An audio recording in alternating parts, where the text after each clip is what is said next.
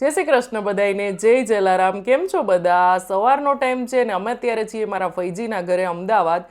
તો આજે બનાવવાની હતી 20 જણાની રસોઈ, તો બધા ભેગા મળીને બનાવવાના હતા। તો સૌથી પહેલાં મેં લોટ બાંધવાનો સ્ટાર્ટ કરી દીધો, કારણ કે લોટમાં આપણે દાળ ભાત શાક ને બધું કરીને ત્યાં સરસ કૂણ આવી જાય, એકદમ નરમ સરસ થઈ જાય। તો જો અહીંયા મારા ફૈજી રહ્યા ને એ પણ મને હેલ્પ કરી રહ્યા છે, બધા વડીલ રહ્યા ને એ બધું સુધારી રહ્યા છે, કારણ કે મેઇન છે ને બધું સમારવાનું જ હોય।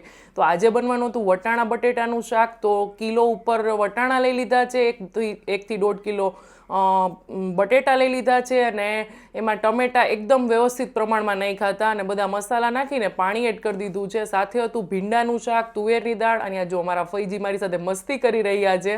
અમારે જેવી રીતે હું મોરબી મારા પિયર રહેતી હોઉં ને એવી જ રીતે અમે સાથે રહીએ છીએ। ક્યારેય એવું ફૈજી ને વહુ જેવું, ભત્રીજા વહુ જેવું રાખ્યું નથી।